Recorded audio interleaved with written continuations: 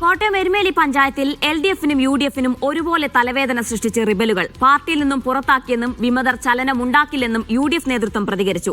CPM വിമതയെ party വിരുദ്ധ പ്രവർത്തനങ്ങളുടെ പേരിൽ 1.5 വർഷം മുൻപ് പുറത്താക്കിയെന്ന് CPM നേതൃത്വവും വ്യക്തമാക്കുന്നു.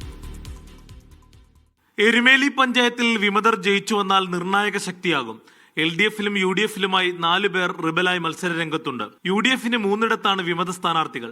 ശ്രീനിപുരം വാർഡ് 22-ൽ നിലവിലെ മെമ്പർ ലിസി സജിയാണ് കോൺഗ്രസ് വിമത. പഴയിടം വാർഡ് 1-ൽ നിലവിലെ മെമ്പറും മുൻ പഞ്ചായത്ത് പ്രസിഡന്റുമായ അനിത സന്തോഷ് റിബലായി പ്രചാരണ രംഗത്തുണ്ട്. 5-ാം വാർഡിൽ UDF സ്വതന്ത്രൻ നാസർ പനച്ചിക്കെതിരെ മുസ്ലിം ലീഗ് പഞ്ചായത്ത് കമ്മിറ്റി ട്രഷറർ നിസാർ പ്ലാമൂട്ടിലും മത്സരിക്കുന്നു. 2 സീറ്റിലാണ് ഇപ്പോൾ വിമത ശല്യം ഉണ്ടായിരിക്കുന്നത്.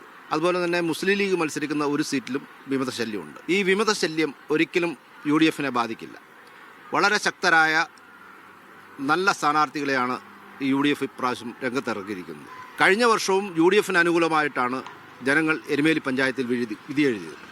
എരുമേലിയിൽ CPM-നും റിബൽ ഭീഷണിയുണ്ട്. ചേനപ്പാടി വാർഡിൽ CPM വിമതയായി ജനവിധി തേടുന്നത് മുൻ മെമ്പർ PK തുളസി.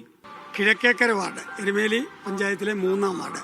അവിടെ കഴിഞ്ഞ പ്രാവശ്യം മെമ്പറായിരുന്നു തുളസി പാർട്ടിക്കെതിരെയും പാർട്ടി പ്രവർത്തകർക്കെതിരെയും മോശമായ ഫേസ്ബുക്ക് പോസ്റ്റുകൾ ഇട്ടതിൻ്റെ അടിസ്ഥാനത്തിൽ ഒരു 1.5 വർഷം മുമ്പ് പാർട്ടിയുമായിട്ടൊരു ബന്ധവും ഇല്ല, പാർട്ടി മെമ്പർഷിപ്പിലും ഇല്ലാത്ത ആളാണ്.